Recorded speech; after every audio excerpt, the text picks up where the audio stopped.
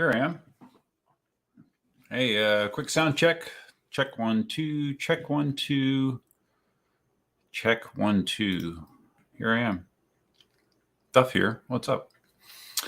Again, a very minimal notice live stream. This is something I was thinking about doing it Friday, and then let's see what happened Friday.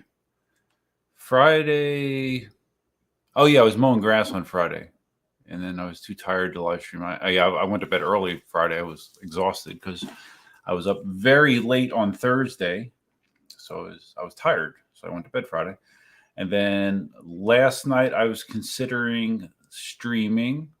What did I do last night? Oh, last night I was out. I've been hanging out with Gladys's sister Monique, and we actually went out to Ave Maria, had dinner out there, went to the church. So I was out relatively late last night. So that kiboshed live stream last night. So here we are, Sunday night. This is probably the least practical time for me to do a live stream, since I do work a conventional 8 to 5 job. Tomorrow I will be working. So, but whatever. We'll see how it goes. I feel okay right now. I'm not drinking alcohol. I'm drinking a big glass of water. Yes, I don't really know that I need to be drinking alcohol tonight. I'm drinking more alcohol than normal, so I don't like to do lots of things in excess. So we'll see if we can just get through the night with non-alcoholic beverages. That would be nice, right? So I wanted to start off the live stream recognizing my members, my 17 members. Last time I checked, I should see if it has changed. Last time I checked, it was 17. Let's see if it's still 17. Yes, I still have 17 members. So I wanted to, let's see, can I do this? Share screen window.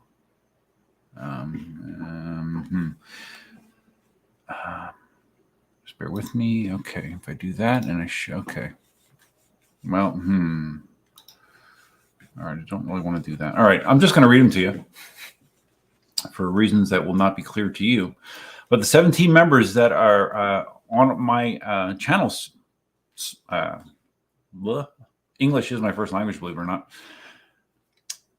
The current members on my channel: Droid.0, Cybervolt, Michelle Bar Daily, MeUC on my EUC, M640, On Air Promo, also known as Larry Zarkov, Bill H, Doug Yetman, Ratman Murray from Australia, EUC Vibes, Tommy, also known as Hubert, Medium Dog, E. Simon, also from Australia, Rocky Top, Michael Lenardic, Senator Perry, Marty, and Stu Ross. Those are my current members. Thank you very much to all of you. It's very appreciated. All right, so if I move this over here, it'll look more like I'm looking at the camera, I guess. I don't know how annoying that is for people, but it could be. All right, so I was in here a couple minutes early. Dale's here, Electric Unicycle. Welcome. Bill H is here, a channel member, which you can tell by that cool little symbol next to his name. That's a channel member. Leo from Brazil. Leo's always Leo usually makes an appearance in most live streams. Thanks, Leo. How you doing? Robert from California, right? Robert, you're the Bay Area, right, in California? Thank you. Johnny Zapp. Johnny Zapp is here, as well as Spartacus. Dale says it would be 18 members, but I'm poor. Yeah, I know, Dale. Yeah, no problems. I know your situation. Just showing up is enough. Just watching my videos is enough. But I hope you're a subscriber, Dale. You should at least be a subscriber, right? Like and subscribe. Doesn't cost anything. Oh, wow. Larry's here, too. Okay. Larry Zarkov, On Air Promo. Hey, buddy.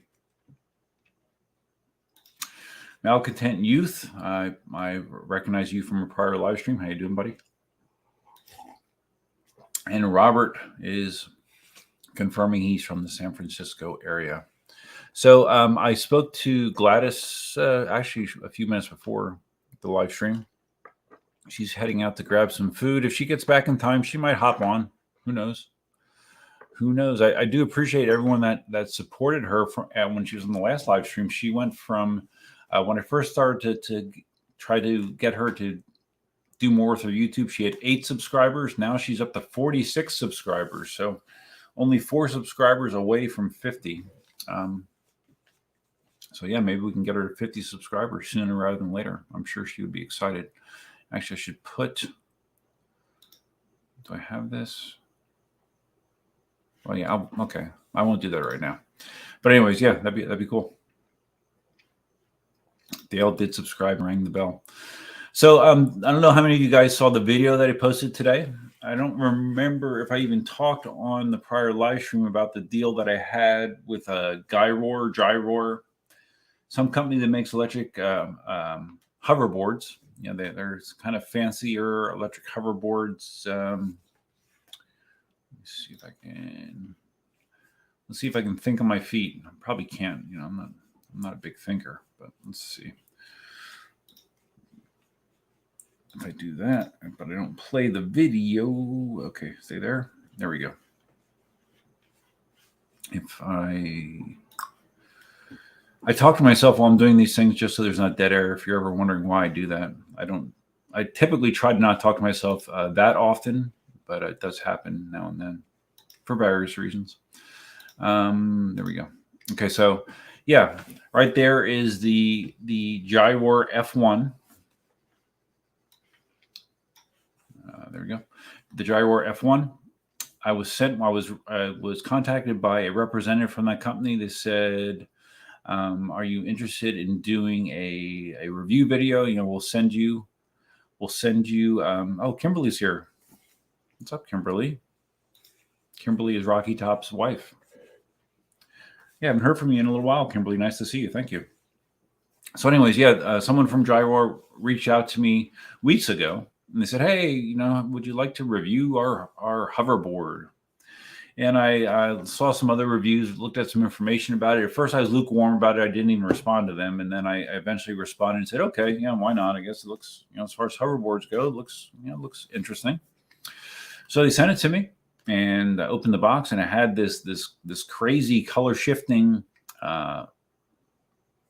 It's not, I guess it's not paint. I don't know what it is, but anyways, they had this crazy color shifting pattern on the board, which I didn't see any of the boards on their website that had this. And yeah, so I took it out and reviewed it. Now, of course, it's kind of doing everything ass backwards. You know, I've ridden electric unicycles up to almost 45 miles an hour, you know, and I've ridden every kind of PEV pretty much there is. Scooters, electric skateboards, one wheels, the Segway Mini Pro, the full-size Segway. But some of you may not know that I actually owned a full-size Segway for a period of time. But anyways, I've ridden all those things, and like the hoverboard is kind of like the ground level PEV.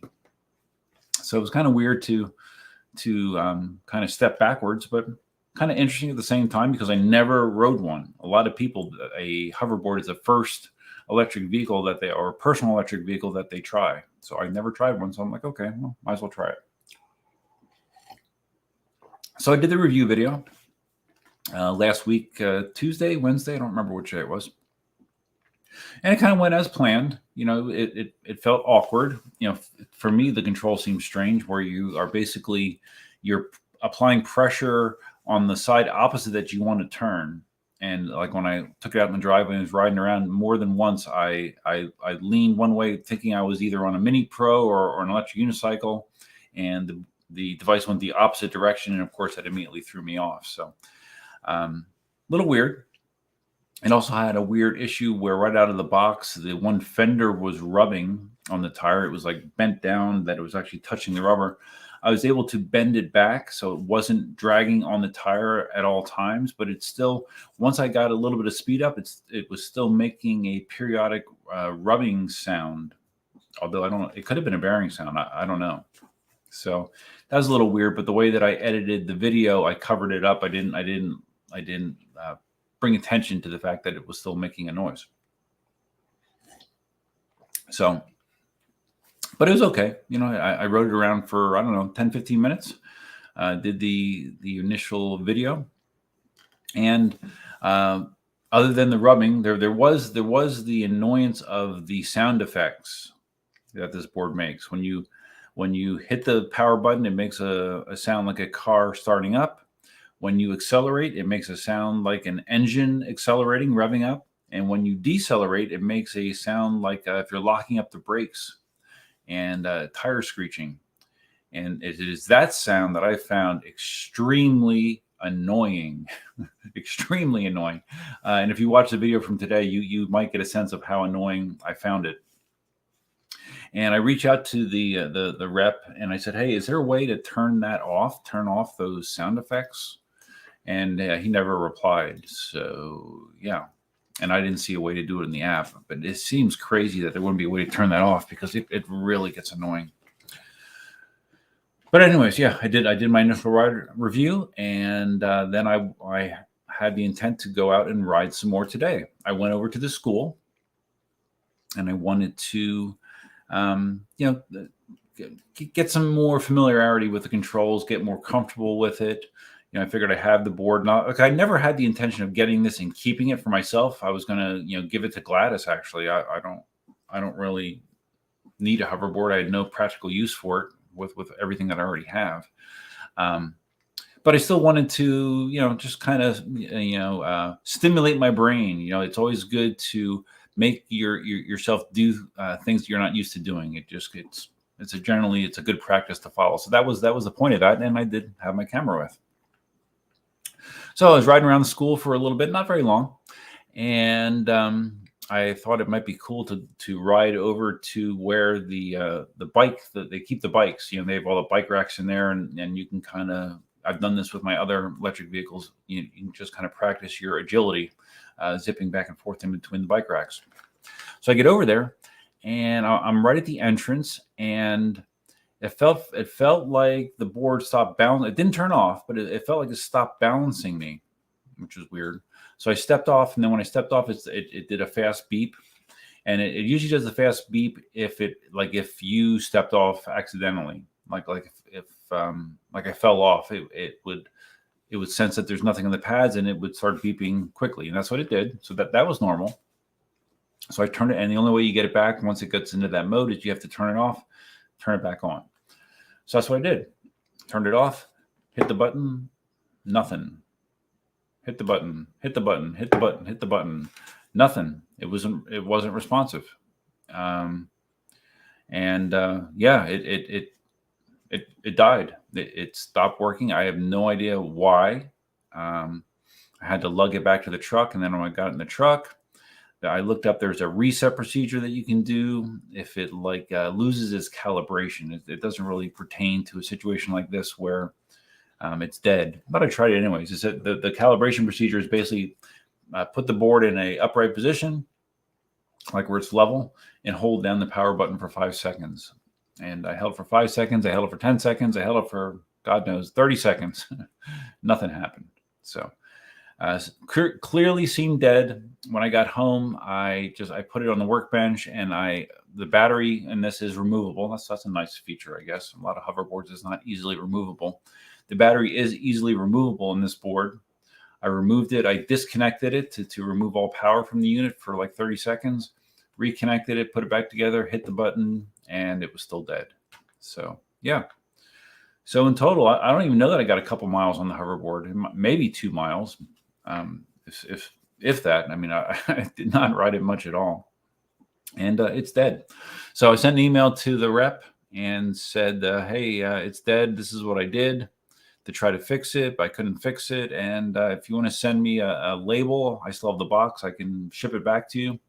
And that's going to be the end of the transaction as far as I'm concerned. I don't really want another one sent to me. I probably spent as much time as I need to on evaluating a hoverboard.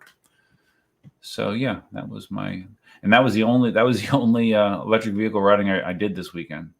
Another busy weekend. Imagine that. So yeah. That's my deal. Simon, he must have seen my hoverboard video. RIP hoverboard, yes. Robert said the prismatic paint looked cool. Yes, definitely. It's very cool. Yeah, I was pleasantly surprised, and it looked cool when you were riding it, because it had that same like holographic effect on the hubcap covers. But it's too bad. It's too bad. I feel I feel somewhat bad, that they reached out to me to send me a product, and the product stopped working rather quickly. So, I think I should be honest about it. I don't think I should hide it. So that's what I did. Dale says hoverboards are dodgy. Accidentally lean a little and it turns sharp, and you keep going straight without it. Yeah, well, that's the thing I don't get, because I mean, like in certain situations, like okay, say here's a road, here's a flat road, and here's you in the hoverboard. Now, if you hit anything like an irregularity in the road, this way, gravity says your weight is going to shift that direction, and when your weight shifts that direction on a hoverboard, so say there's a hill to the left, my weight's going to shift to the left, the board is going to suddenly swing to the right. I'm not sure what you do. I don't know if you have to like compensate for that, know it's coming and do something to compensate, but it seems really, really sketchy. I can't imagine riding one of those around anything, that I could potentially hit. Now, like anything, I'm sure it will get better over time with practice, but it seemed that control scheme does not seem good. It was definitely the least. Well, I shouldn't say that. That isn't the least. My least favorite PEV I ever rode when I had that old summer board. I forget what was it called. What was the name before it was a summer board? I can't remember what the hell it was called. It's basically looks like an electric skateboard, but it has two pivoting wheels underneath that spin 360 degrees. I don't know if you guys remember. I had one of those that someone let me borrow. That was awful. That was terrible. So yeah, it might be a tie as far as my least favorite control schemes between that and the hoverboard. But I mean, for kids, I mean, yeah, sure, it'd be great for kids, I guess, and it is maneuverable. I mean, like if you were trying to get around a flat environment, like inside inside a factory or whatever, very maneuverable. Although the platform itself was very wide. It's the widest device I've ever ridden. I mean, it was almost as well, not quite. It was almost as wide as my full size Segway. It's really, really wide. So that kind of can give you some issues squeezing in and out of certain places. So Robert says, never thought hoverboards were any good except for a few minutes of fun. Little kids used to like them quite a bit a few holidays ago. Yeah, well, that's kind of my feeling now as well, Robert. But I never tried them before. Now I have, so I can say that I've tried a hoverboard, and I can say that I'm not a huge fan. Because they always say that you shouldn't say you don't like something unless you try it, right? You should always try something before you say you don't like it. Okay, well, I tried it and I don't particularly like it. So, yes. Silent Hunter 90125. I'm not sure if I recognize your name if you've been in a live stream before or not, Silent Hunter. Did you drive well, I owned an S18. It was version 1.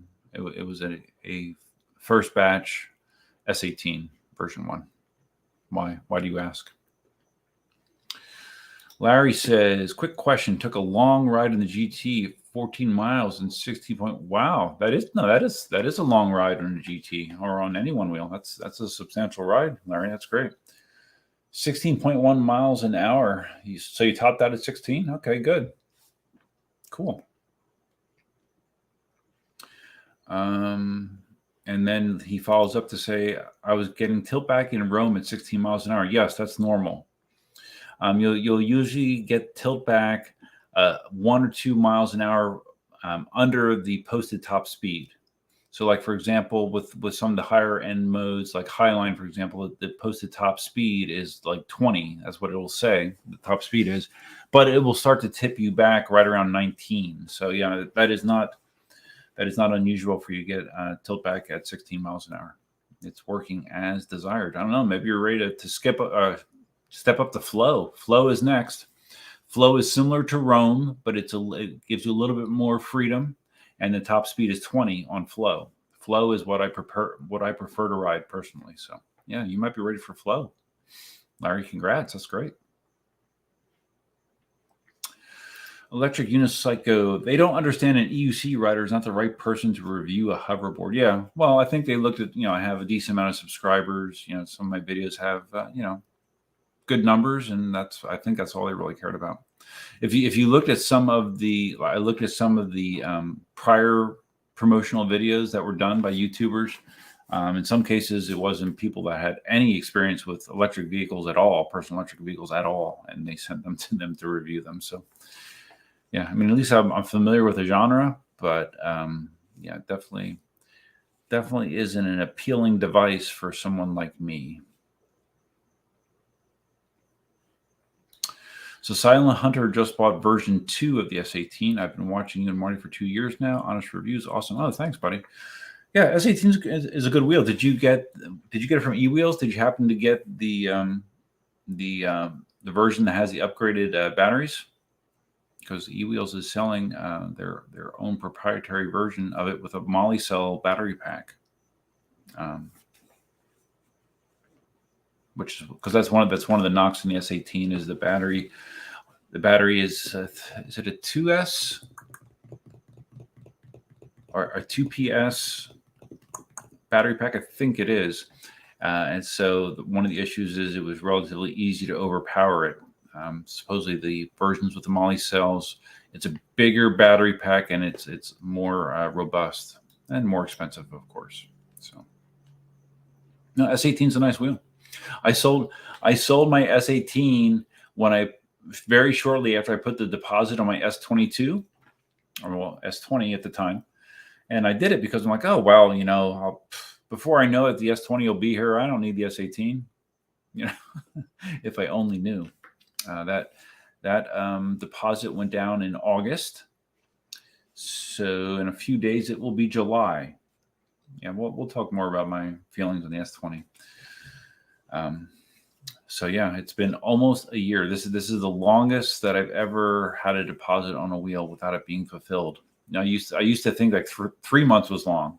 I used to get annoyed waiting 3 months for a wheel. Yeah, 11 months. It's kind of out of hand.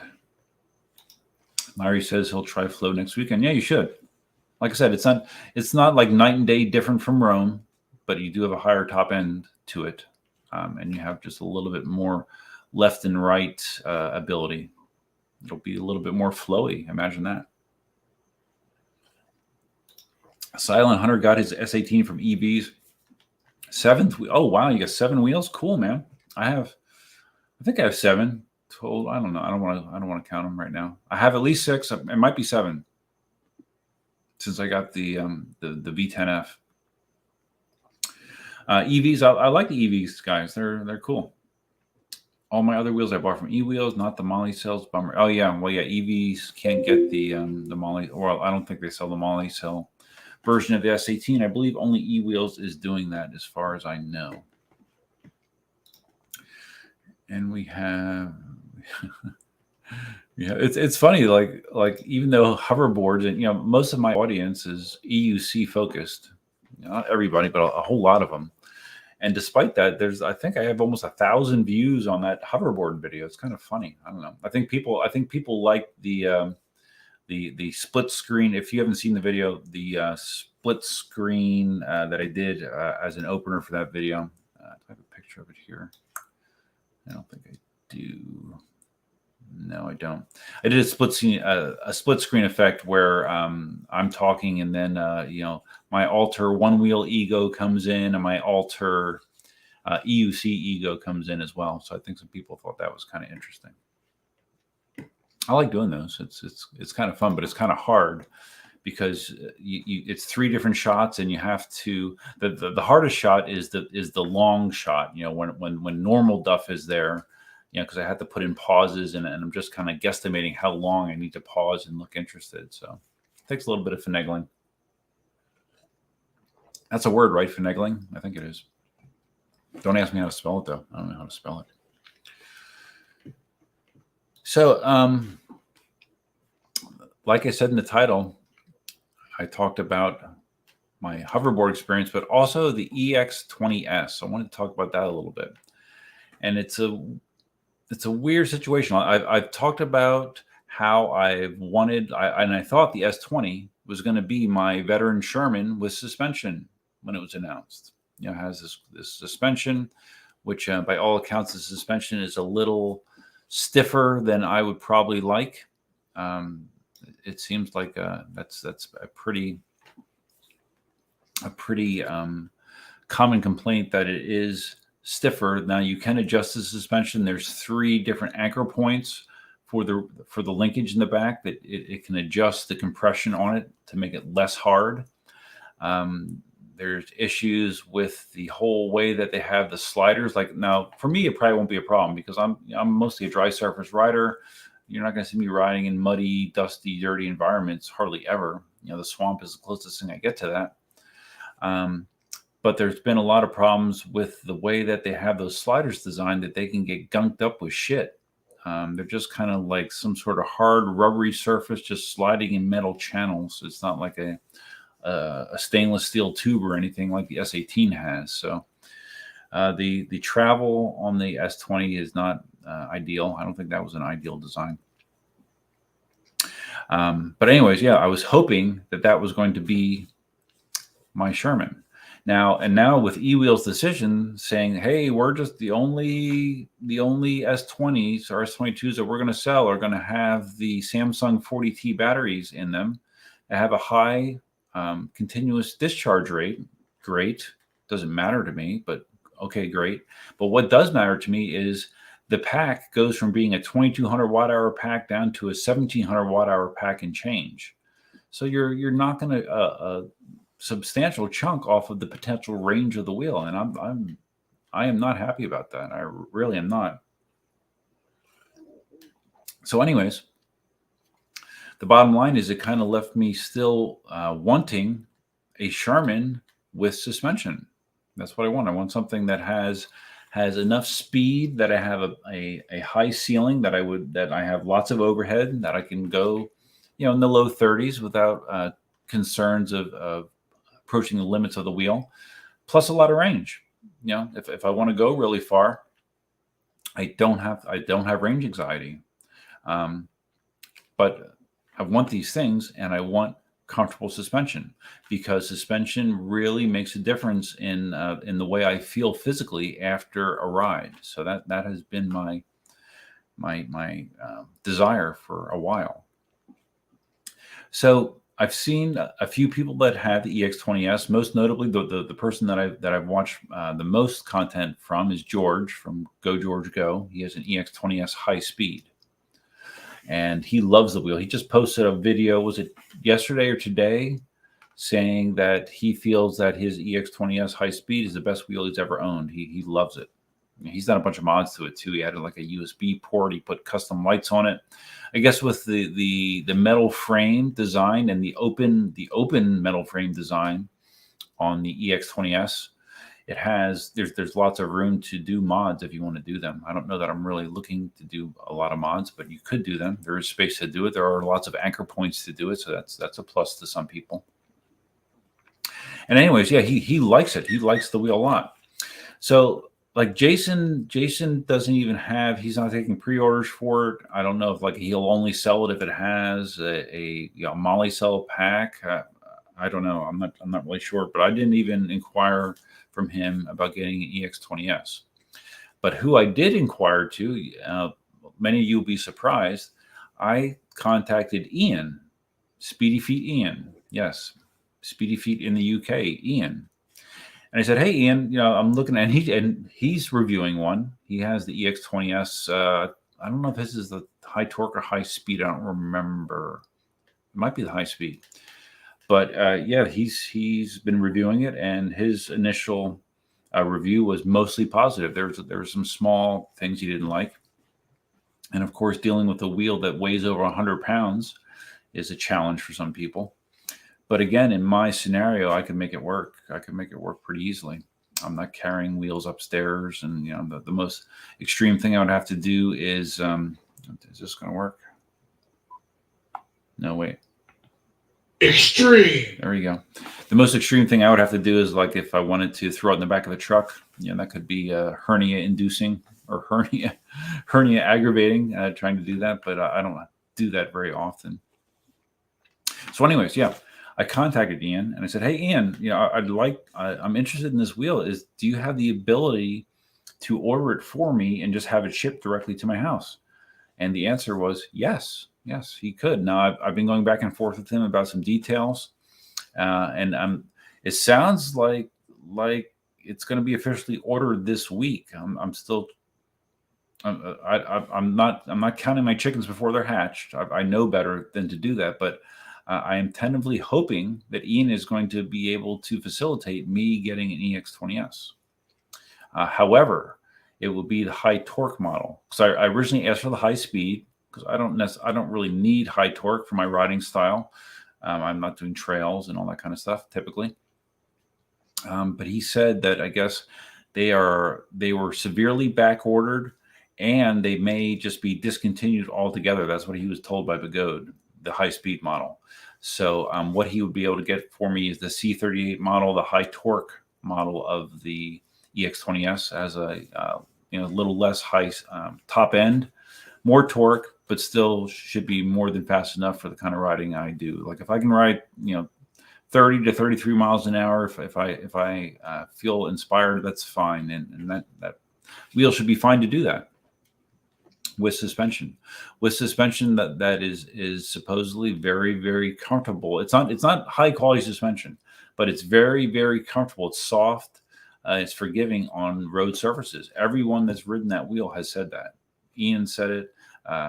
Wrongway said it. George has said it repeatedly. So, yeah, I mean that is my hope, that I actually get an EX20S. Now, if I do get it, I don't know what's going to happen with my order for the KingSong. I might just tell Jason, I'm not going to get one. I don't know. I'm kind of. To try to make a purchase of both of those wheels would be kind of ridiculous. Now, I would be definitely selling the Sherman if I got something like the EX20S, because it would be redundant to me. So, yeah, I don't know. What was the point of that? I don't know. Those are my tentative plans. Plans change, but those are my tentative plans. And I think it would be cool if I actually got it from Ian. Way back when I got my second electric unicycle.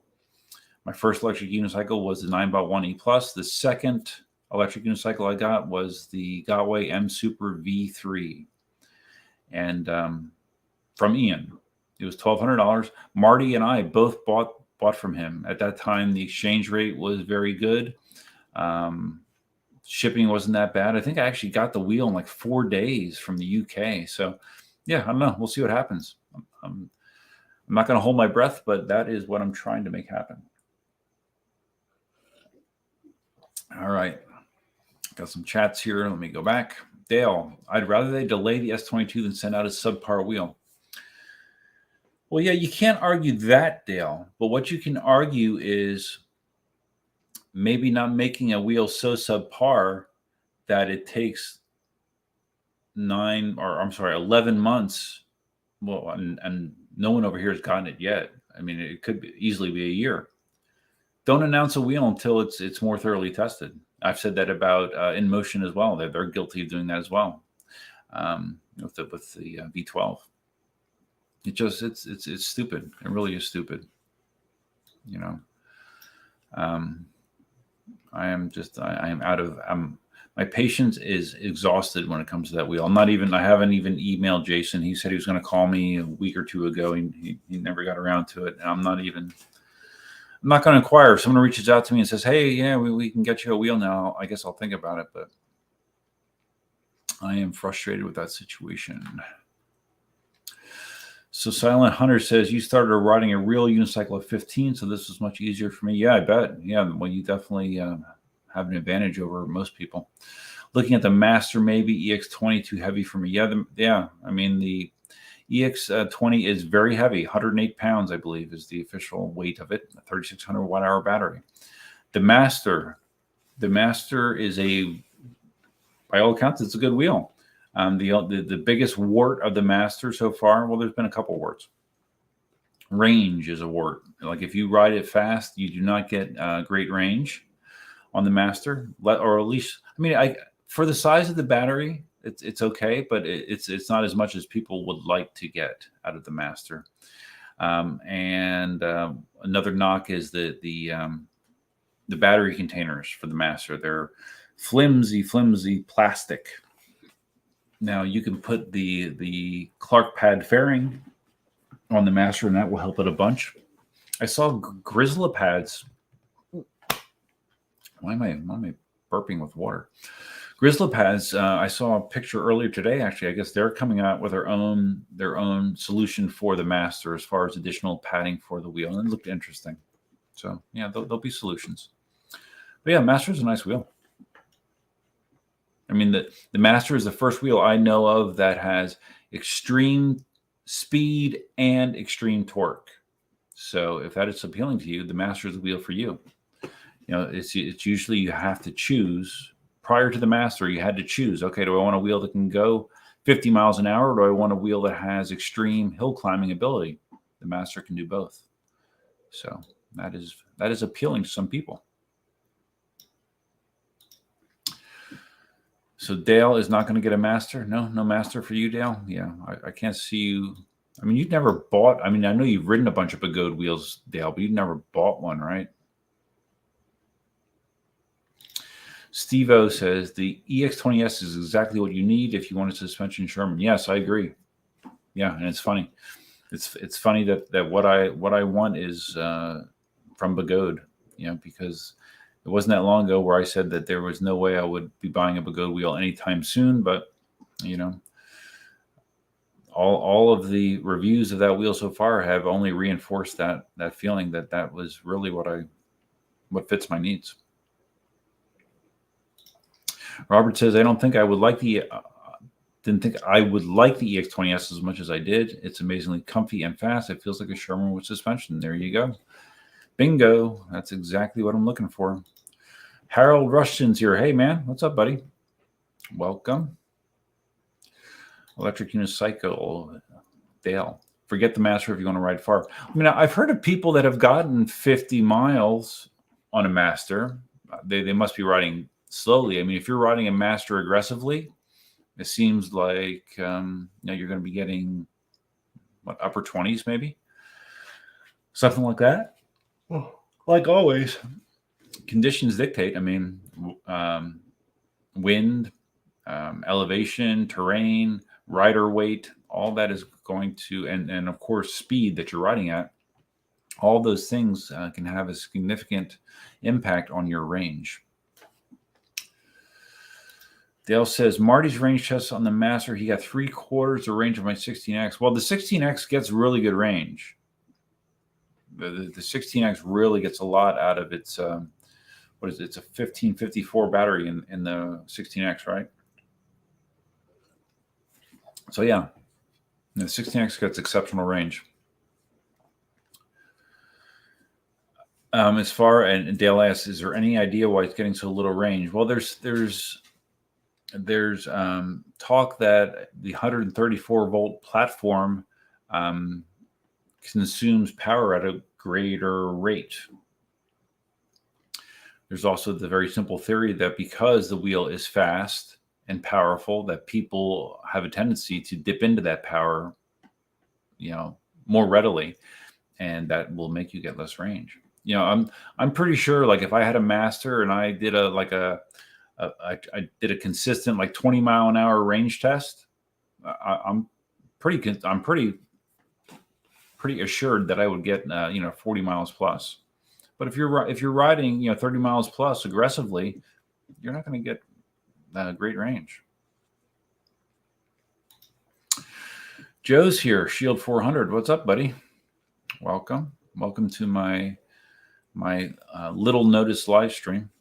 I think I only said something at 2 o'clock, 2:30, something like that.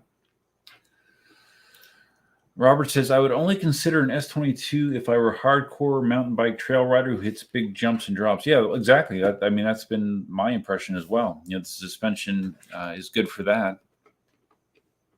But then once the rails get packed with dirt and debris, you're going to have to be cleaning it out on a regular basis. Otherwise, it's not going to return very well at all. Robert didn't like how the S20 felt when I rode it. Well, I heard that since the firmware update, multiple people have said that the S20/S22 feels better since that latest firmware update that they released after the battery fire in New York City. So supposedly it does feel better. Well, Wrong Way said the same thing, actually, because he was very, very negative about the S20 at first. And he, at this point, he sort of likes it. But he did a bunch of tweaks. He changed the tire, new firmware upgrade. He messed around with the suspension settings. So he did a lot of tweaking. But now he likes, I would say overall, he likes the S20 more than he dislikes it. Whereas he was a pretty solid dislike when he first got it. So Harold says that you picked up a Sherman Max. So I think I'm going to put my Master pre-order on hold to see how things shake out with them. Yeah, I mean, as far as, I haven't heard of a lot of problems with the Master. I've heard of some people replacing the shock. I've heard of some people saying the shock broke. I'm trying to think what other significant issues I heard with the Master. I mean, obviously, out of the box, if you ride that thing aggressively, you're going to bottom it out a lot. It bottoms out a lot. But I haven't heard a whole lot of significant problems with the Master so far. Just not great range. So Dale says that you've owned 2 Gotways and they both failed and dropped me at high speed. Well, that must have been a long time ago. Which Gotways did you have? Okay, I don't recognize this name. JCFP Warrior Poet. Hey Duff, I have the Molly Cell S18 in the Orlando area. If I bring it down, you want to range test it versus the standard? Sure. Yeah, I could do that. Yeah, if you're ever down in the greater Naples area. Try to remember. I'd have to review my S18 range test, because when I do a range test, it's almost always out to Ave Maria and back. Yeah, I made it. That's right. Yeah, I made it, but that when I made it to Ave Maria and back, I was doing 18 to 20 miles an hour. I was keeping my speed deliberately low. Then I did a follow-up range test on the S18, riding faster, riding closer to 25 miles an hour, plus it sometimes. And in that situation, I did not make it all the way back. But I actually did, I'm trying to remember. Yeah, I think when I did a faster pace, I actually went further on the S18 than I did on the V11. And the V11 has a bigger battery. V11 has a 1400 watt hour battery, and the S18, the stock S18, has an 1100 watt hour battery.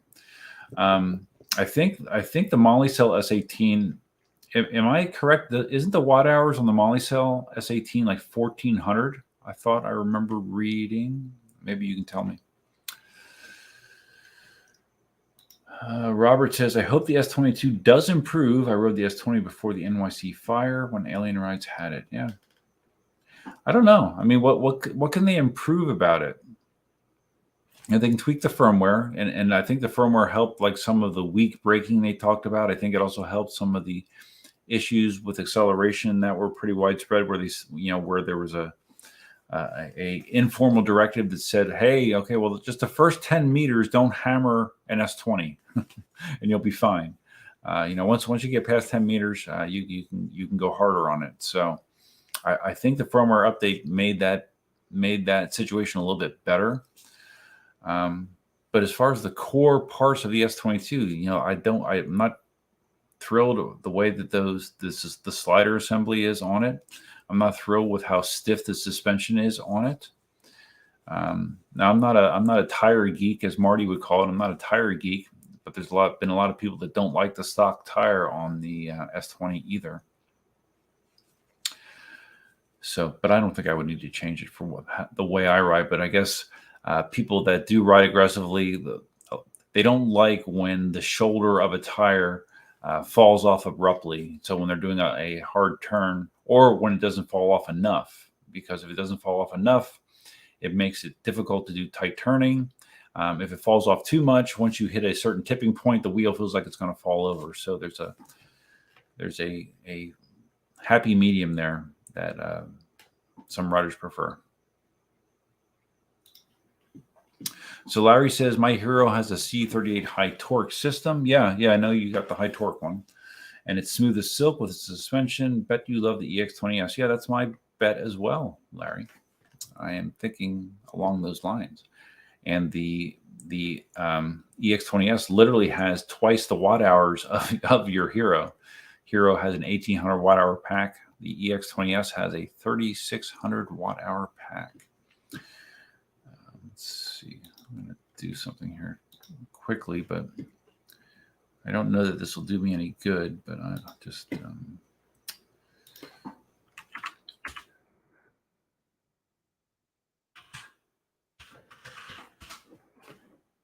we'll see. So anyways, okay. Dale says, the range tests I seen were going slow. Marty was doing less than 30 kilometers an hour. Yeah. I mean, and see, I don't know, like my feelings sort of have changed on that. I used to try to do range tests kind of like Marty does, where you have a set speed, and he likes to be consistent, because when you have consistent speed, doing a consistent route, then you have something consistent to measure against. And that's kind of what I had been doing. But more recently, I've just been saying, hey, I want to ride. I want to ride what's a comfortable speed for me. Go out to Ave Maria, come back and see how much battery I have left. That's kind of what I want to do. That's what I did with my my V12 review, or my V12 range test. I did not limit my speed, and I think that's what I will continue to do. Shield, I had a feeling you might ask this, Joe. Where's your co-host? Co-host being Gladys. Gladys is aware that I'm live streaming. Gladys, I believe, is out having dinner right now with some friends. However, if she gets back in time and she feels like dropping in, of course she is welcome to do so. So we'll see. And of course, some of this has to do with my level of mental acuity. Does that make sense? If I'm tired or not, I don't know. I'm not sure how deep I'll be able to go here with the stream. So we shall see. All right, Malcontent Youth. I have an RS high speed coming. Okay, high speed coming from E-Wheels this week. Upgraded inner shell, Litec batteries. Yeah, well, yeah. That'll be a great wheel. Litec batteries, upgraded pedals too. I believe should be fun. Yeah, I'm sure that'll be a beast. That will be a fast wheel. Are you? Oh, too much yawning. Are you mostly a street rider or a trail rider? That should be quite fast. I'm sure you'll like that. Oh, okay. Interesting. So JCF Warrior Poet says that the watt hours on the Molly Cell S18 is 903. Where did I? I don't know why I thought it was like 1400 watt hours. Okay. So you're losing watt hours. Okay. Well, then the range is going to be probably less. Probably less. Mobius Systems. Jason sent me a pic of a full container of KingSong. Says they are shipping and should be here 3 to 4 weeks. Well, the first ones. Well, my issue is Jason has 40 S20s. He's had them for months at this point, and he's refused to sell them. They have the Samsung. Oh wait, do they have the LG 50 LT batteries in them? I'm not sure if they're the. I think they're the LG 50 LT batteries in them, which by all accounts are fine batteries. They actually have a higher discharge rate than the Samsung 50Es, but he does not want to sell those. But he said he was going to be getting upgraded battery packs for them, and then he would sell them. They were supposed to had the battery packs by the end of May, and he sent an upgraded battery pack to Poland, to Wrongway. So he evidently has them. But yeah, there's been no follow-up. I don't know what the deal is. I don't know. I'm not going to ask. I'm tired of asking. So we'll see. But I mean, it's so funny. Like, I mean, when that wheel was announced, it almost reminded me like how excited I was about the Ninebot Z10 when that was announced. I mean, when I saw the Z10, I was like, whoa, mind blown. So excited. Very similar feeling when the KingSong S20 was announced. But I mean, my excitement level was here. Now my excitement level is down here. I don't know. I'm not excited for it like I was, unfortunately. Dale says a few years ago, ACMs. Yeah, I've ridden an ACM. Yeah. I remember some of the ACMs popping system boards. Well, a lot of the Gotways would pop system boards. Like if you ran into a situation where the wheel was like stopped abruptly for a split second, you would blow the system board. So, and with some of the stuff that you do, I'm not surprised you would pop it. Sounds like Robert is kind of in the same boat I am. I was so hyped for the S20, then I rode the Hero, Master, and EX20S, and I prefer all of them over the S20 for fast, comfy, hilly street riding. Not even close, which surprised me. Yeah, I am. I'm not a psychic, but I have a feeling that I am going to feel the same way, Robert, when I hopefully get one.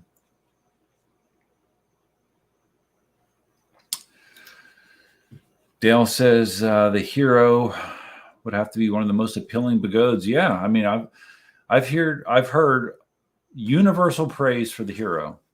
The only there's two downsides to the Hero.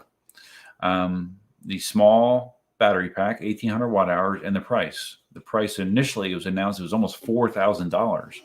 It's still expensive for what it is, for what you're getting. It's like $3,200 or $3,300. I think Larry, you paid $3,200 or $3,300 from Airline Rides, I think. So it's expensive for what you get, but the bottom line is people love the wheel. They really do like the Hero. So sometimes money isn't the biggest obstacle for some people. Malcontent Youth 50/50 off-road and on-road with your 16X. So, okay. Yeah, okay. So, yeah, the RS High Speed will be a very sizable upgrade to your 16X. And the 16X is a really good all-around wheel, in my opinion. Robert says he would also consider some bumpers. They've saved many friends' shells from major damage during crashes with the RS. Yeah, for sure. Yeah, that M Super design. If you go down with no protection, you're going to split the shell, almost guaranteed. So, I do still sell RS bumpers on my sort of. I sell bumpers on my website, but to be quite honest, the ones that Chris Clark sells are better. They're more expensive, but they're clearly better. Although the TPU versions that I sell have saved a number of wheels as well. I've been told that. Larry talking about his Hero. It's incredibly solid feeling, well built. Only issue is range. I get about 48 miles, but have a Sherman for longer rides. It's great. Well, 48 miles isn't bad, Larry. It's more than you would get on a Master probably. So yeah, that's not bad at all. Dale agrees range test should be ride normal and see what you get in normal conditions. Yeah, well, that's always been Ian's claim to fame. Ian, hi, baby. Where you at? Where's your head? Oh, there it is. Ian, consistently, for as long as I've known him doing range tests, he always gets the least amount of range out of any of the testers usually. Because Ian's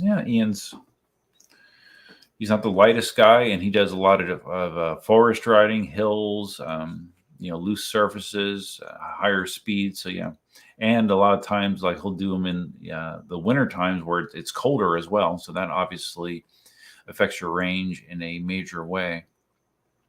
But no, I agree, Dale. Normal conditions, range tests are probably the most beneficial. But they aren't, like it's not as headline catching as saying, "Hey, I got 100 miles on this wheel." That will grab more eyeballs, but it might not be realistic for a lot of people with the way they ride.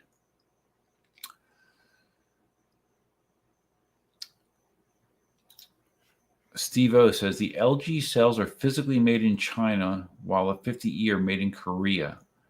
Jason doesn't want to use Chinese-built cells. Okay, well, does Jason not want to use iPhones either? There's lots of things. There's lots of things in China that are not great. They're not well made.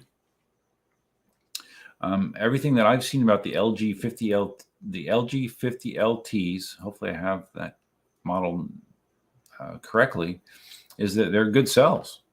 That they're not bad. The older LGs, yes, they were not great, and those are the ones that were involved in a lot of the fires, and those are the ones that are getting swapped out for Molicel packs, for Litec packs from eWheels. But all the information I've seen is the 50 LTs are significantly better. But it's Jason's business, so he can do what he wants. I mean, I understand. I mean, LG cells were responsible for destroying his warehouse and millions of dollars of inventory. So I can understand why he has PTSD about it. I understand it. But I'm just saying from a customer standpoint, I like having the option to say, I'm okay with what you have. I would like you to sell it to me.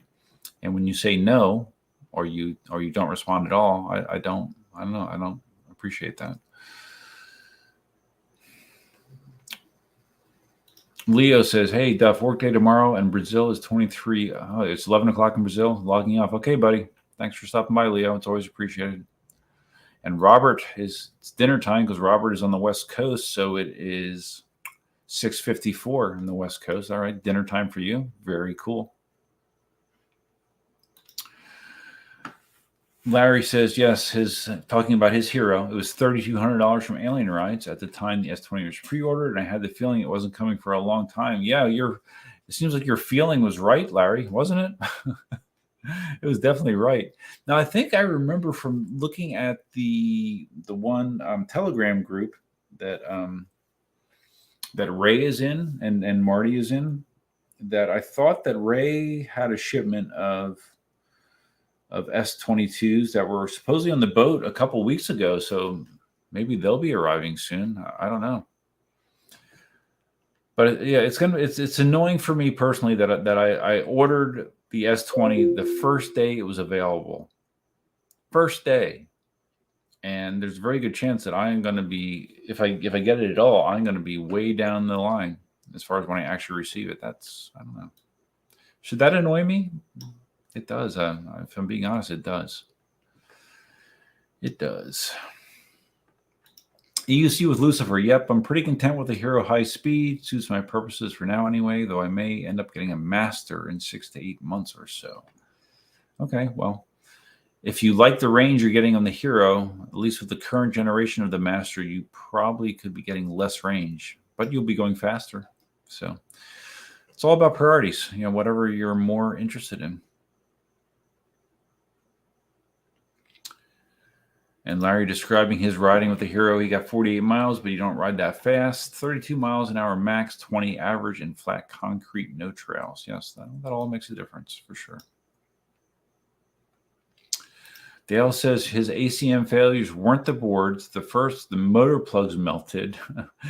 The second, the motor wires melted. Yeah, I remember they had very thin gauge wires, the early Gotways.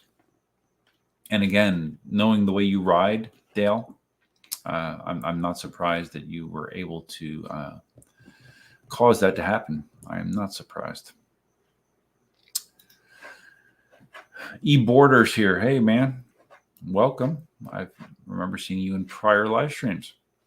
Roger EUC says, Rev Rides and Ray's S22 shipment arrived in port last Wednesday. Okay, there you go. They're in port already. And so what? eWheels told someone that their shipment was 3 to 4 weeks out, which probably means 5 to 6.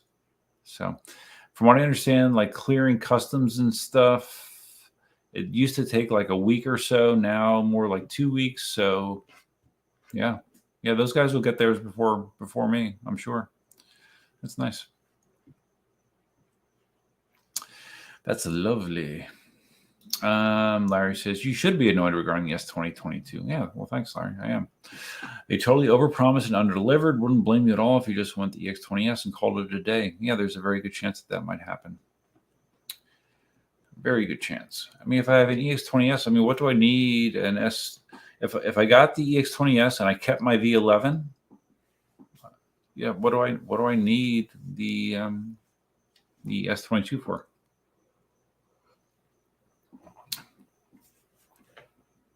I've been asking myself that question a lot. Roger EUC says, my master gets me good range, better than I expected.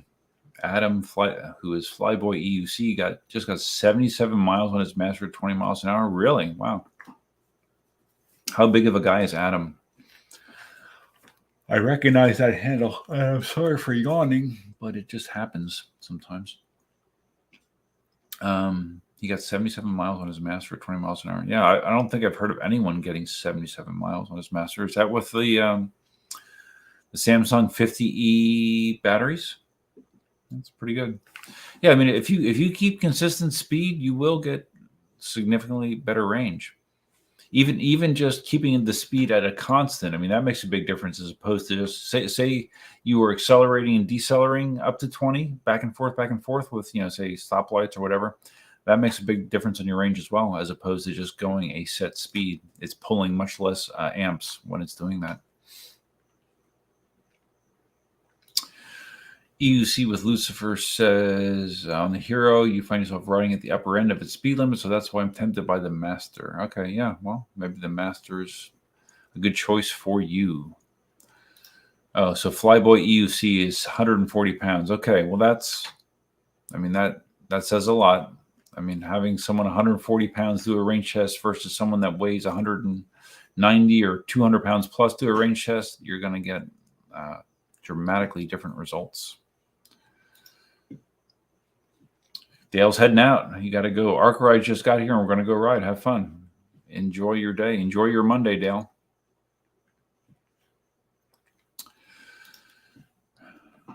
Roger EUC confirming that it was 50 E's for that 77-mile performance that Flyboy EUC got. It's good. It's really good. Malcontent Youth weighs 140 pounds as well. Wow, nice.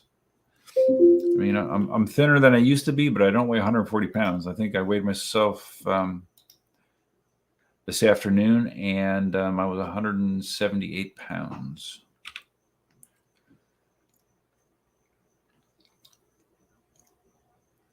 Okay. Oh, I got a reply from my guy at Guy Roar. Let's see. Let's see. I'll read it to you. He says, "Hi, we are very sorry that this product has brought you a bad experience. This is our new F1." Okay, so this is a brand new model, evidently. It's not listed yet. It's currently in beta. Well, maybe you should have told me that prior to me riding it, right? Thank you very much for finding problems and giving us prompt feedback. We will feedback the problem to the R&D staff for improvement. Hope you don't mention this problem in the video. Well, too late. Although the second video, I didn't tag it with Gyro. I didn't mention it by name. I gave them that consideration, but we will also reissue a new F1 for you, and we will send you an order number after delivery. For the F1 in question, we will arrange for you to send the stamp back and send you a return order. Thank you very much for your reply. All right, well, I'm gonna reply to Albert that I don't want another one. That's what I'm gonna reply. So you see, I mean, that's the thing about doing reviews. Like when dealers or companies send you a wheel, it's hard to when there's problems like this, you need to be honest. You need to say what the real deal is, and that creates friction.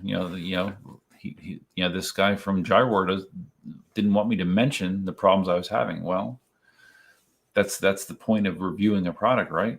If you don't want me to mention a product has problems, then maybe don't send me a beta board that doesn't have thorough testing.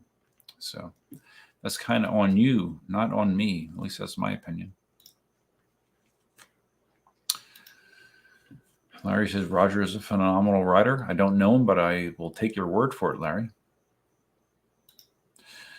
And Roger says, Larry is a great looking guy. Well, everybody knows that. I mean, come on. Larry is Handsome man. Malcontent youth. Yeah, it's a beta. Yeah. That is funny, right? Yeah, that's the first time he mentioned that it's a beta. So yeah, I don't want another beta. I don't need another hoverboard. I got what I needed out of it. Although, well, I don't know. Maybe because like I said, I was gonna let Gladys have the board after I was done with it. So maybe I should let them send it to me. I don't know. I don't know. I'll ponder it. I shall ponder it. I think I need to do a bathroom run and possibly splash some water on my face. So what I should do is I should share something with you while I do this. Maybe this is what I can do. I can share my video from today.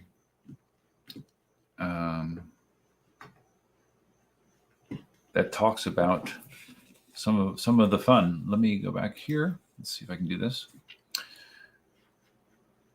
And obviously you won't be able to see the whole thing, but I do need to, because I've learned this, I do need to mute myself so you don't hear an echo.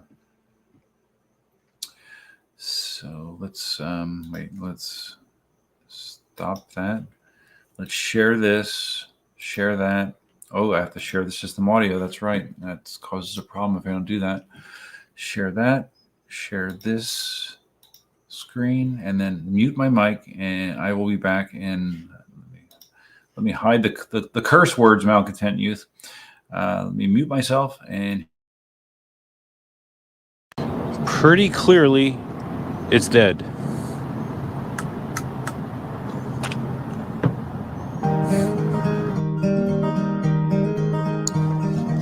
Hey, what's up, Duff here? We are at the famous school parking lot. The school parking lot where I've learned or tried to learn lots of devices, including my Segway Mini Pro, my original Ninebot 1E+, the one wheel, my electric skateboards. Pretty much all those devices, I always started out over here at the school parking lot because it's generally wide open when I'm here. Not a lot of people, if any. There's nobody here right now. And it's a relatively safe place to learn. So that's what I'm doing.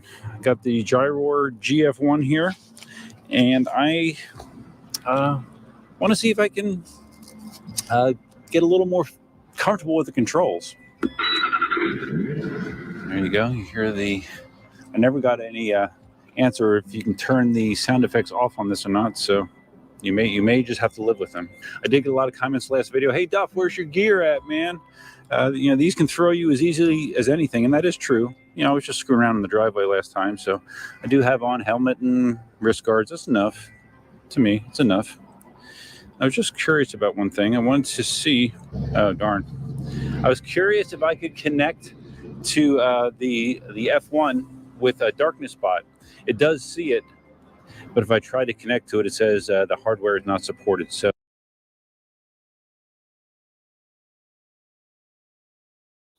Oh, okay. Now you can hear me. There we go.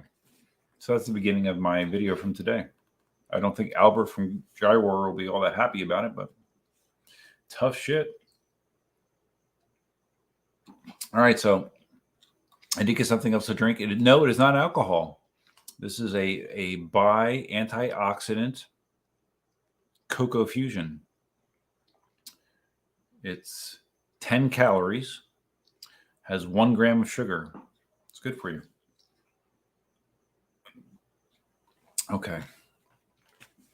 So what were we saying? Let's okay. Roger and Larry are having a love fest back and forth. Oh wow. MeUC on my EUC, another channel member is here. Yeah, I made it late, but I made it nonetheless. Congrats. Thanks for making it, dude. I'll be on for a little bit yet, as long as I can stay awake. EUC with Lucifer. It's a hoverboard. Yes. MeUC on EUC. It's a paperweight. Yes, it is now currently a paperweight. You might have just missed it. I just talked about, I got a response from my guy saying that he apologized for the problems I had. It's a beta. He never said it was a beta before, but now apparently it's a beta board. And he said, thanks for telling us the problems, and hopefully you didn't mention your video. Too late.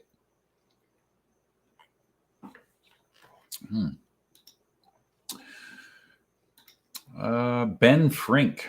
I don't recognize that name, Ben, but if you're new to the channel or new to the live streams, welcome. What's your main wheel right now? I don't main wheel anything really. People ask me sometimes, like, stuff, if you only could have one wheel, because I have my current collection: V12, V11, Sherman, Ninebot Z10, M10-3, Inmotion V10F. Is that 6 or 7? I lost track. But if I could only have one of those wheels right now, it would probably be the V11, just because I appreciate suspension that much, and it's my experience running the V11 is really, really nice. Now, I wish the V11 had the speed of the V12. I wish the V11 had the range of a Sherman, but it doesn't. But overall, all things considered, I would probably only keep the V11 if I was forced to sell my other wheels. But it's not my main wheel. I ride, I mix it up. If I get an EX20S, definitely be selling the Sherman. Trying to think. I don't know. Maybe I would sell my XR finally, my one-wheel XR as well, to help offset some costs there. Because if I do get this from Speedy Feet, I told him I wanted shipped air, and it's a lot to ship it air, but I asked to have it shipped air.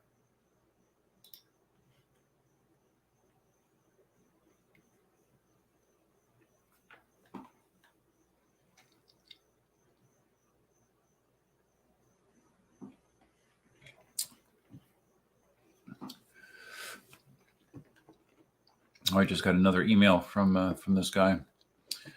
I'm assuming, based on his English, that he might be in China. I don't know. We need to keep a record of the product in question. Can you assist us with the video recording and point out the problem so we can provide clearer feedback to developers? Please forgive us for giving you a bad experience. Yeah, that definitely sounds like someone in China, more than likely. EUC with Lucifer, don't send a beta to be tested by an alpha. Yes, exactly. My thoughts exactly. So let's see what else is going on. I'm trying to think. PEV related. I don't know. I'm going to talk myself out of my PEV related stuff. I have. Let's see. Did I mention this in the live stream before? And I won't talk about that. I don't think you guys want to hear about hernias and all that kind of stuff. Although I might have one, I'm not sure yet. But I do have a doctor's appointment this week or a surgeon's appointment this week to get a consult about that, to see what happens. But I'm going to be out of town for like a week coming up in the near future. I'm going up to Upper New York. Going to be going to like a very remote area. It's around a lake in the middle of the woods.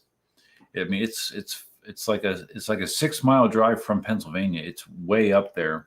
It's a place that I've been to once before, many years ago. I can't even remember how many years ago it's been. We're going up with my dad, my stepmom, my half brother, half sister, and their families for a week. And it's going to be basically cut off from technology. I'm flying up there. So I wish I could take a wheel up there, but I'm flying. So I can't take a wheel because it would be a fun place to ride around, I'm sure. But I can't take a wheel. So I'm going to just be chilling out and just unplugging and, hopefully reading a lot. Just doing stuff that I never take the time to do because there won't be anything else to do. So it sounds good to me. So that's coming up. There's a possibility, if I can make it work, that I would Maybe go see Gladys in Honduras, maybe to visit. That might be interesting. That's something that I'm throwing around if I can make it work. So that would be a thing. I've never been down in that area. Here's an interesting question. Spartacus, roughly what does it cost to airship a 100-pound package from the UK these days? Curious. Well, it wouldn't be shipped from the UK. Like I said, Ian is basically just being like a facilitator for me. It would be shipped from Bagode to me. And the cost to do that, okay, hold on to your horses. The cost to do that is around $900 to airship. It's a lot. But I don't want to wait, weeks, possibly months. I don't know. I'm sick of waiting for things, which isn't always the best trait to have. But yeah, so it's a lot to have it shipped. And I think, and if you did it by sea, it was still a lot. It was like $400 plus to do it by sea. So for an extra $500, it can be airshipped.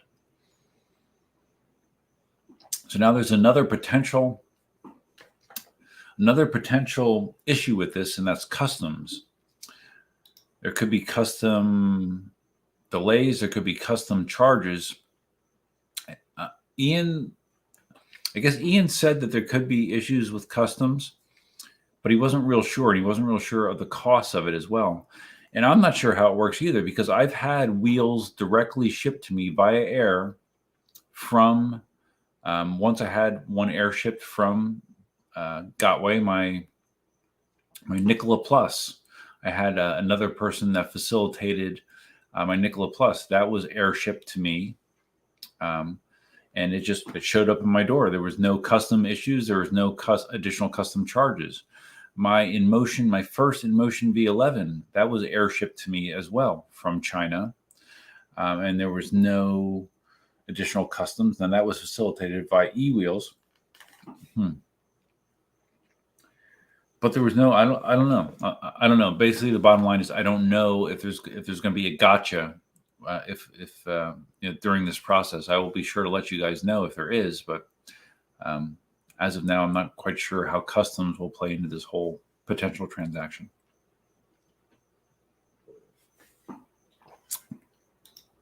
Harold mentioning the hernia. Yeah, I'm not 100% sure what I'm dealing with. I had an ultrasound on it. There's a small raised area in my lower abdomen. I'm still working out. I'm not in terrible pain.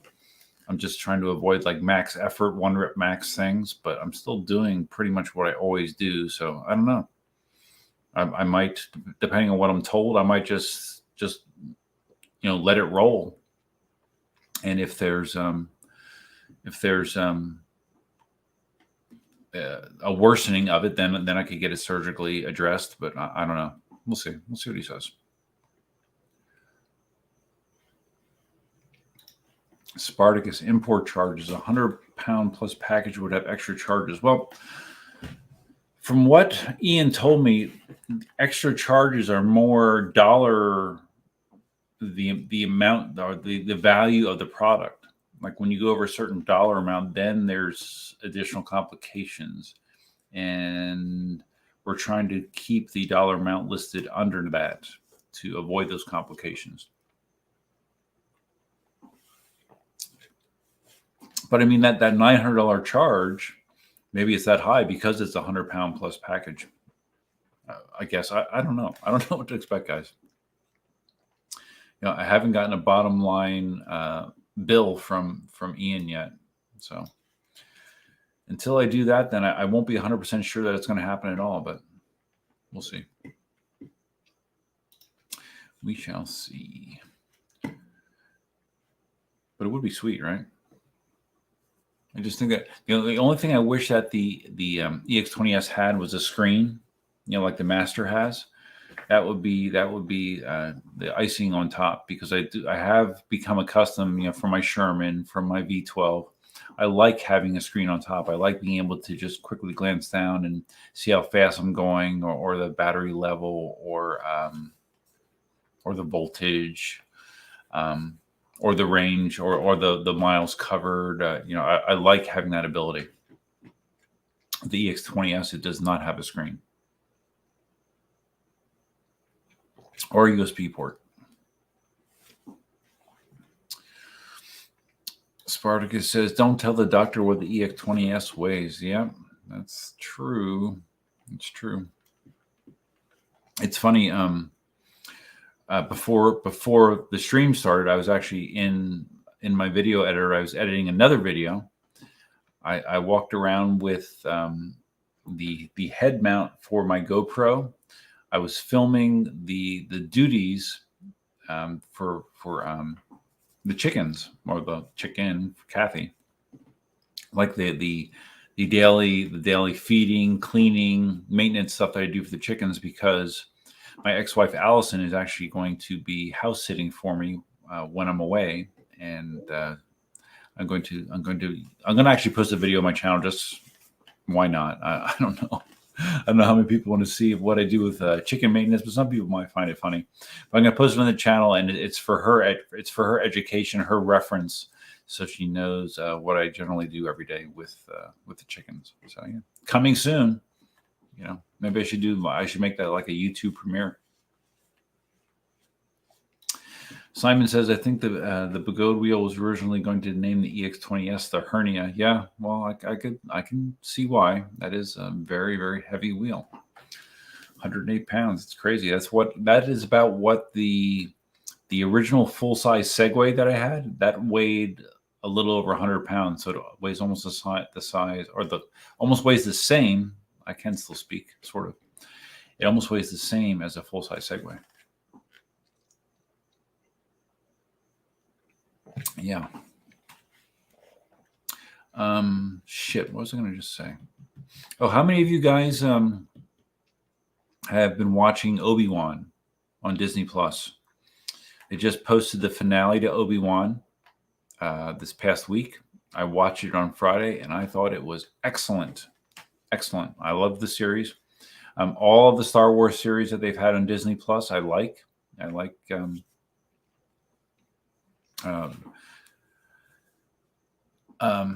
Obi-Wan was great, and then oh my god, hold on a second, I gotta list them all.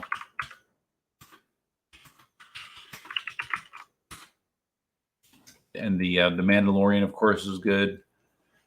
And because I forgot this last time, Boba Fett. Yeah, Boba Fett. For some reason, Boba Fett comes in and out of my mind like crazy. I have a hard time remembering Boba Fett, but yeah, no, I like Boba Fett as well. But I really like Obi-Wan.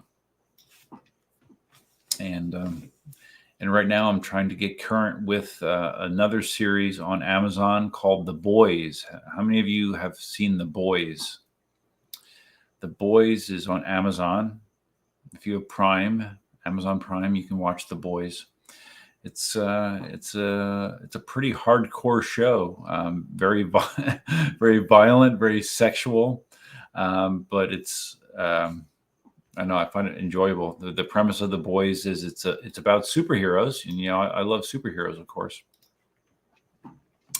But it's a very different spin on superheroes. It's basically superheroes that are shitheads. It's superheroes that they act like they're good guys to the public, but they're really not good guys, and in some cases they're really bad guys. And it's on its third season. And I think I'm up to episode 6. Yeah. So yeah, no, I like The Boys. It's good. It is good. And there's something else I was going to ask. Oh, okay. So Simon has seen The Boys. Yeah, it's really good. But I mean, there's didn't the first episode have there's like full frontal nudity for men. I believe there's penises in the first episode, if I remember correctly. Yeah. So it's if you're a prude, you probably would not. You would be turned off by The Boys. You would probably be offended by The Boys. But if you're not, you would You would like it. And yeah, Simon says it's really dark and funny. It is really dark. It is really dark, but it's a totally unique spin to superheroes that I have never seen before. So it's good stuff. Okay, well, SRD, a new name.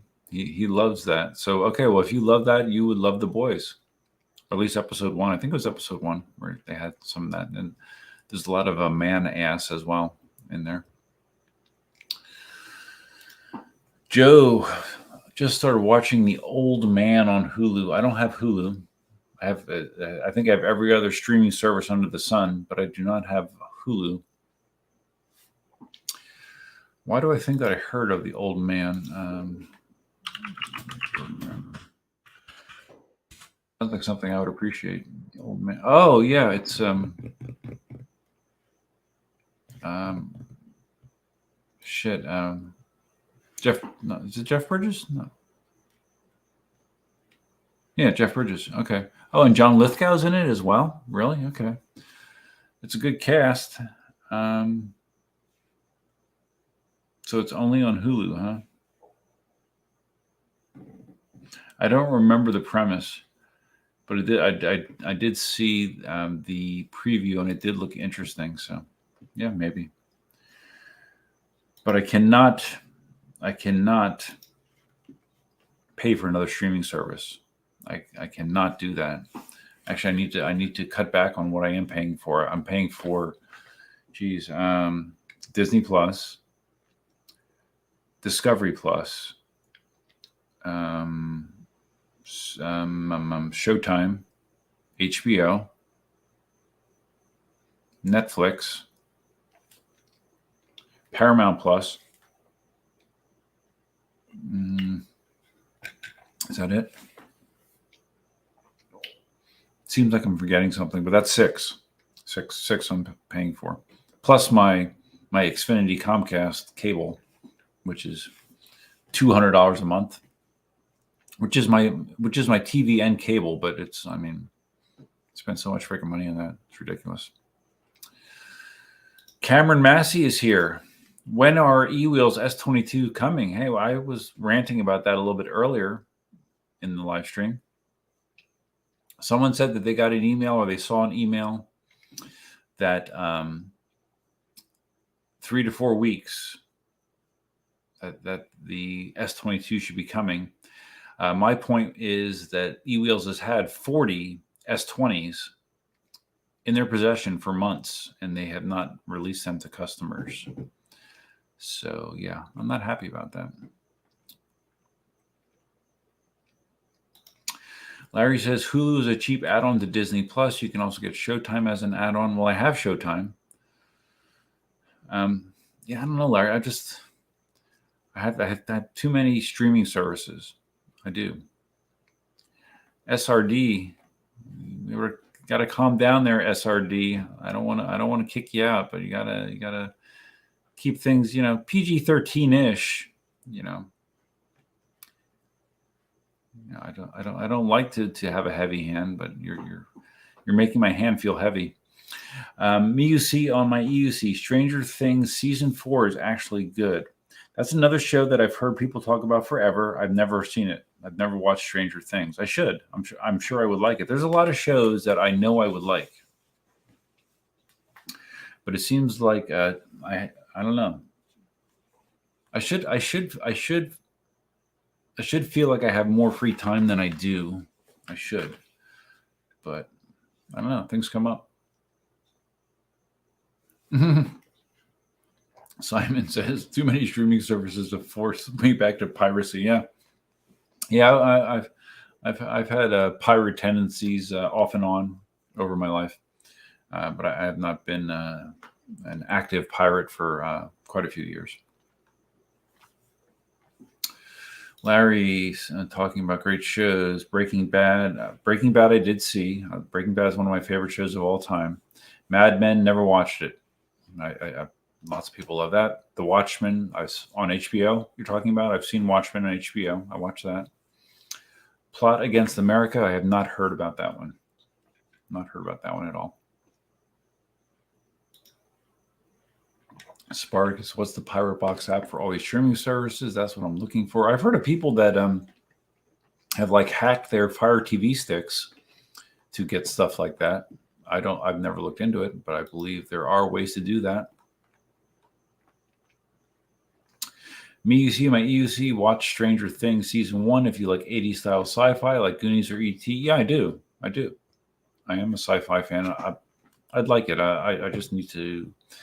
I don't know, like all these recommendations, they come and go. People say, you like this, you like that, and I think I would, but then I forget about it. So, but no, I need to watch Stranger Things. You're right. Scout, what's up, Scout? Hey, Duff, try to keep up your reading habit after a New York vacation instead of a new streaming service. You have time to read. Ask the boys. Yeah, I have. I'm going to be taking, I think, 3 books with me up to New York. So, yeah.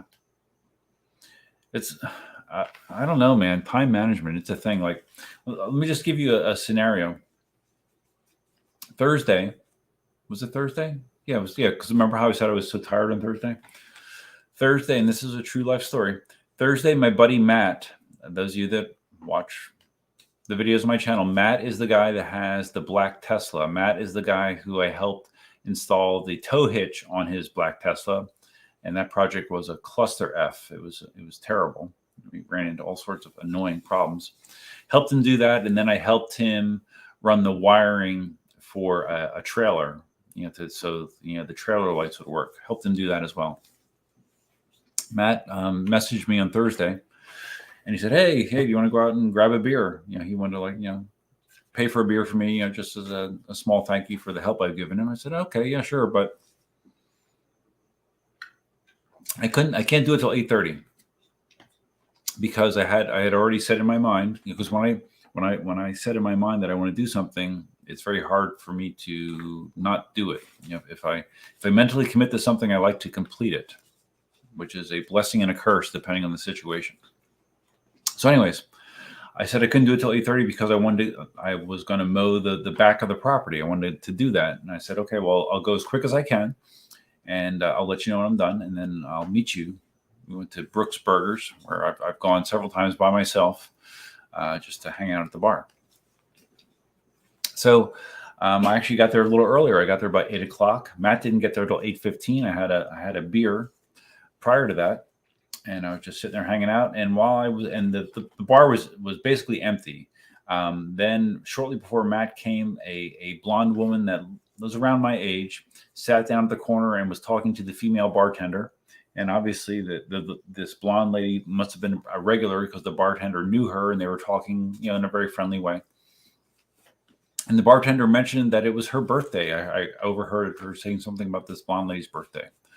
And I said, happy birthday, just not with any intent, just, I don't know, being friendly, I guess. And she said, oh, thank you. And then Matt came, and Matt ordered a beer, and we were talking. And I just happened to mention to Matt, hey, Matt, that woman over there, it's her birthday. And Matt says, oh, hi, happy birthday. So after Matt did that, I just ordered food. The woman gestured. She said, oh, yeah, come over here. Sit with me. Like I said, there was no one else at the bar. And I looked at Matt and I said, do you want to go over there? And he said, yeah, okay. Why not? So we went over there and sat next to her. And we started talking to her for a while. And in the first 5 minutes, she must have said F and mother F, I don't know, half a dozen times. She had already started drinking Tito's and grapefruit. Tito's isn't Tito's vodka? So she had been drinking. And she was very, very vocal, very unafraid to swear. But while I was sitting there, I looked on the counter was the key fob for our vehicle. And I looked at it and I saw the trident symbol. And I didn't remember what car had a trident as its logo. And I asked her about it, and she told me, oh, yeah, that's a Maserati. This woman drives a Maserati. I'm like, really? Okay. Well, I mean, down where I live, I mean, there's a lot of very rich people, and luxury cars are not abnormal, but you don't see a lot of Maseratis. So we started asking her about it, and it just went down a weird rabbit hole. I mean, she was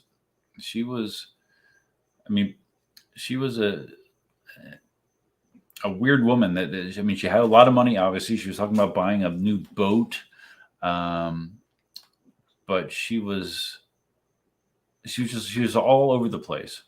And long story short, by the end of the night, we stayed at Brooks until like, I don't know, 10 or so. And then she said, "Oh, let's go over here." And she was getting progressively more drunk. She wanted to go to Oakenstone, which is across the parking lot. So Matt and I walked her over there. But by the end of the night, we found out that she was engaged 4 times, but never married. But I guess she was involved with some very rich men. But somehow some of her wealth had to do with that, I think, somewhat. But she also was a realtor. She told me about like her one ex relationship was like 10 years, and the guy got herpes, and I mean it got kind of crazy. So Matt left. Matt had enough. He checked out, and then he left me with her. I'm like, oh great. So I walked her back to her vehicle. And I told her, I said, I feel bad about you driving, because she was not doing well. But she said that she only had a couple miles to go, and I'm like, okay. And then she asked me if I wanted to sit in her car. I'm like, no, I don't want to sit in your car.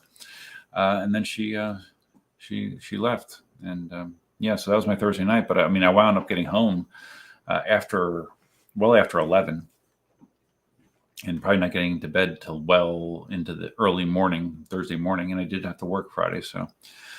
So that kind of stuff happens to me, and reasons. So the moral of the story is, Scout, that's why I didn't have time to read, because that kind of shit happens to me a lot. Just random stuff, and it's good. I mean, it's good. It's better than having a set routine. And like I said, I've been doing more stuff with Gladys's sister. Her name's Monique. She's really nice, really sweet. I've been hanging out with her, doing some stuff. So, life happens, I guess. But I do want to read more. Reading is good for you. Okay, Scout, talking about so you download torrents? Oh man, torrents are a breeding ground for viruses, man.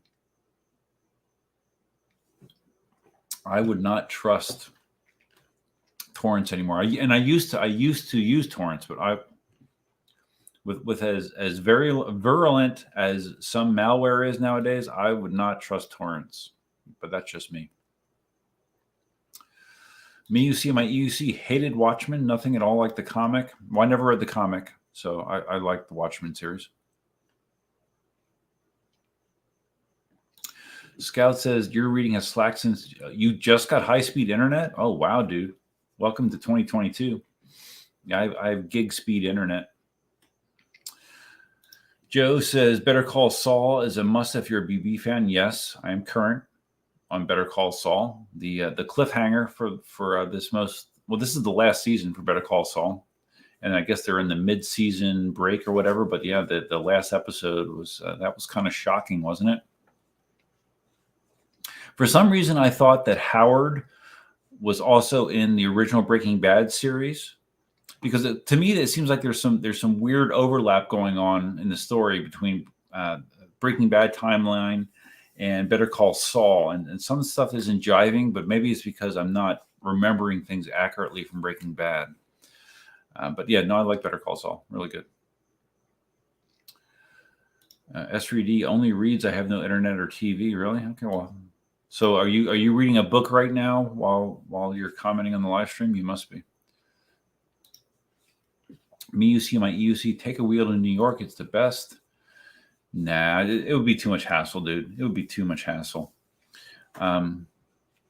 Because all my wheels are bigger. It would not be worth the hassle. It would be nice, but because originally I was considering driving up to my dad's, and then driving all the way up to New York. But yeah, it's fine. I'll be okay. I will be okay without a wheel for a week.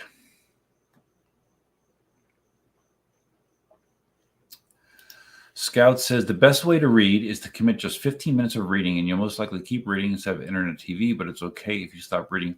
Well, it's funny, like typically if I read, it'll be in bed. I'll be laying in bed and I'll say, okay, well, I'll read. But when I'm in bed trying to read, it knocks me out. I'm lucky if I can last 15 minutes reading. For whatever reason, it makes me extremely tired, which is good because like on a normal night, usually what I'm doing in bed is I'm watching something on TV. I'm watching something I've recorded. I'm watching Forged in Fire. It's one of my more favorite shows to watch in bed.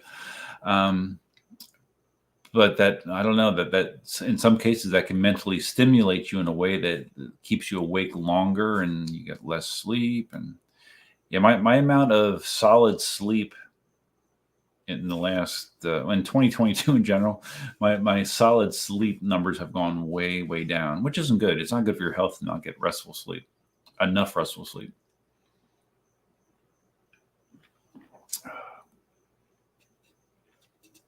MeUC on my EUC loves Better Call Saul, best prequel show ever. Yeah, it might be. It really is good. But as far as I know, it's the same people involved in the show, so I'm not surprised that the writing and production is of similar level.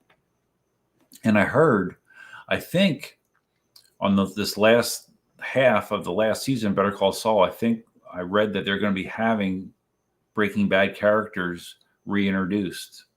You know, like I don't know if you know they're going to have the main characters from Breaking Bad back in it, but they might. They might. SRD asking about the blonde woman. Did she have tattoos? No, she did not. Although she did ask Matt to rub her feet at one point. She was sitting to my left, and I'm sitting in there in the bar stool. She puts her legs across my legs and then has her feet over near Matt, and she's like, "Hey, rub my feet." And Matt's like, "No, that's a hard no." He said, "I don't rub my wife's feet. I'm not going to rub your feet." And I thought it was very, very funny. And I did not rub her feet either. So, yeah, she was kind of a demanding woman. So MeUC and EUC, torrents are not a breeding ground for viruses. Really, since when? Have things changed recently? Like I said, I haven't been in the torrent scene for a long time. When I was, they were definitely a breeding ground for all kinds of shit.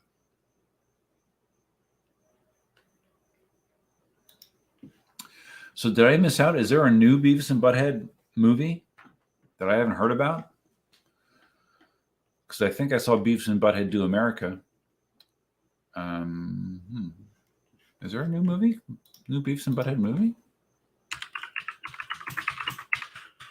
I'm surprised I wouldn't know about it.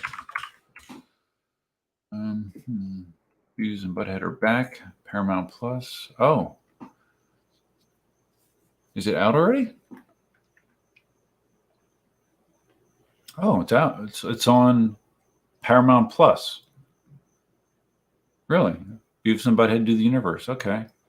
It was released on June. Oh, so this was just released on Friday, June 23rd. It has a 97% Rotten Tomatoes score. Well, that's good. That's really good. Okay. All right. Well, let's. Shit. I need to start writing down this shit so I don't forget. I did not even know. B&B Do the Universe. Stranger Things. Check that out. I work best off of lists. I don't know if you guys are like that, but when I write something down, I am much more apt to do it. So now I know the Beavis and Butthead is around. A new movie. I don't know, how did I not see an ad for that? That's surprising to me. Very surprising. Okay, here I am. Scout says my computer is like $500. If it dies of a virus, I'm okay. Well, that's fine. Yeah. I mean, you could always you can install a virtual machine on your computer. A virtual machine that's isolated from your physical machine. That is one way to go. SRD is using your neighbor's Wi-Fi. Okay, good for you. Okay, so Larry confirms that Walt and Jesse are going to be appearing in the third show of the final set starting in July. Well, that's cool. That's going to be awesome. Wow.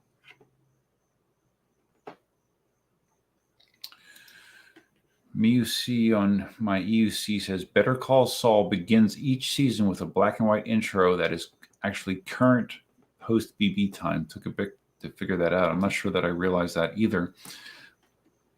But I am curious. I assume at some point they're going to push the timelines together where they'll get to the point where they're explaining why Saul is working at, is it a Cinnabon? It's a Cinnabon, right?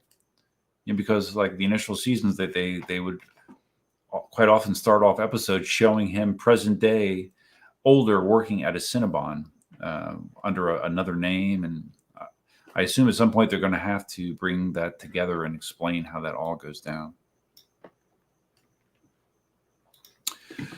SRD talking about The Sopranos. I did see The Sopranos. That was good. I binged that. I didn't like when it was out the first time. I didn't watch it, but then I binged it on Netflix or something. So yeah, excellent show.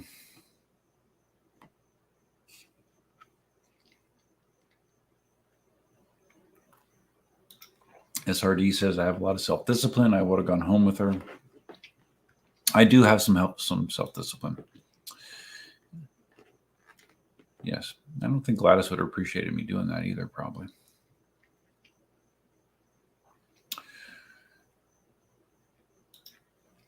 Scout says the new Beavis movie is awesome and anti-liberal BS. All right. Oh, anti-liberal BS. All right. Well, I'll check it out. Musey has he torrented the B&B movie. Yep.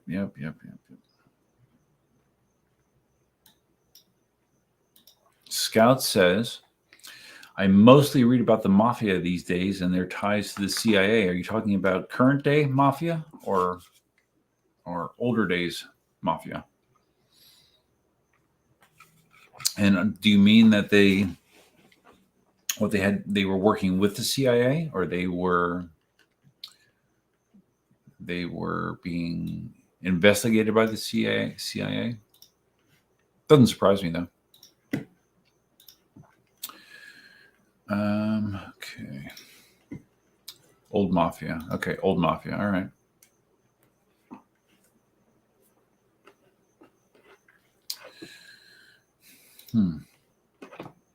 SRD says a lot of US series go on for too many seasons, like Dexter. I thought the original Dexter series. How long was it? That was only 5 years, wasn't it? 6? I don't remember. I thought the original run of Dexter was good. And then I saw the reboot that they just did. Was it last year or this year? Early this year, the new season of Dexter, only one season. And I don't want to spoil it for you, but you'll understand why it was only one season. I thought that was so-so. It wasn't as good as the original. It wasn't terrible, but it wasn't as good as the original. Funny thing is, I've had more than one person say that I remind them of Dexter. I'm not sure what part of it, what aspect of Dexter I remind them of, but I have been told that. So draw your own conclusions. But no, I don't have a big stash of cellophane anywhere. So just saying. Scout says the CIA put Lansky and Lucky Luciano in charge of heroin imports during World War II. What was the point of that? Why would the CIA be managing heroin imports? I mean, it's just another example. There's so much. There's so much that the public does not know about that goes on. It's kind of mind blowing. But no, I'd never heard that information.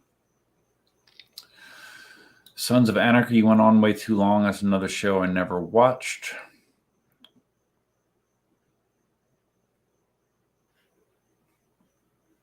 Larry's giving some Better Call Saul background. Well, this might explain something for me too. For those who want to catch up, Saul was disappeared by the vacuum cleaner guy along with Walt after Breaking Bad. That's right. They got picked up by the side of the road, right? I didn't remember he's a vacuum cleaner guy, but I do remember that. And he was given the identity of Gene at Cinnabon, right? But then the flash forwards are not necessarily 2022, but sometime after Saul was disappeared, right? But I'm just waiting for them to bring those time periods together, so it's thoroughly explained. And like, what the heck happens to Kim? I have a feeling something bad happens to Kim because Kim was never in Breaking Bad. Joe is calling it a night. Got to get up early tomorrow. Take care, Duff. Yeah, I do too, Joe. I get up at 5:30 most mornings to go out and do the chicken duty, so I don't think I'm going to make it much longer. I haven't heard anything from Gladys, so I don't think she's going to make it either. But she is interested in doing a live stream again at some point, so maybe we can plan something out better in the future. So, okay, Scout says that this is the point of having the mafia run the heroin imports during World War II. The point was to sell heroin to blacks to fund CIA black ops against communism. Vatican handled the banking. Wow, we were getting pretty deep there, Scout. We are getting pretty deep. That's not to say that it's not true, but we're getting pretty deep.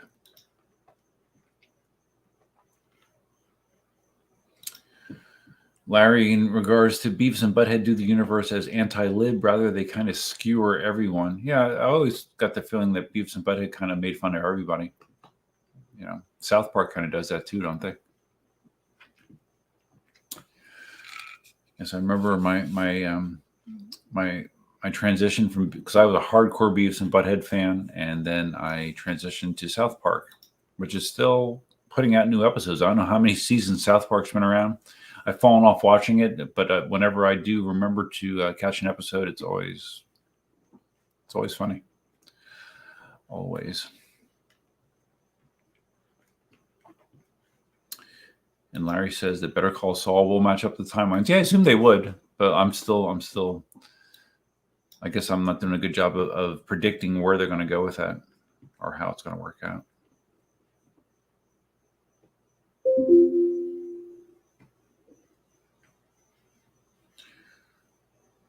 Kim may be in Gene's timeline. Can't second guess Vince Gilligan. Yeah.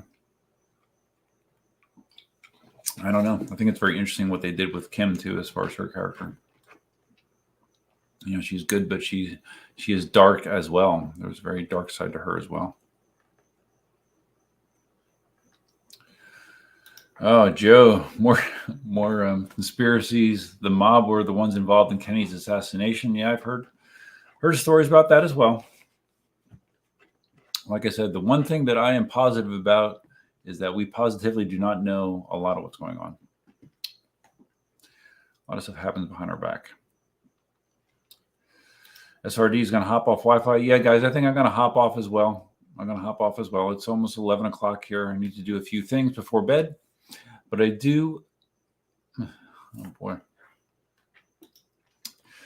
Scout says, Italy was ground zero for Cold War after World War II. Commies everywhere, and Vatican very anti-communism. Operation Gladio was the black ops against communism, big in Italy.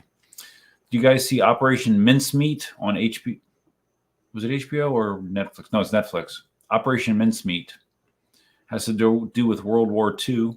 That you might find that very interesting if you're into this kind of stuff. Very, very interesting and true. It's true. So, anyways, guys, I'm gonna get out of here. Thank you for tuning in, and I will see you sometime in the future. Like I said, I'll try to coordinate with Gladys. Maybe we'll see. But I hope you had a great weekend. That's all I have for now. Until next time, Duffman out.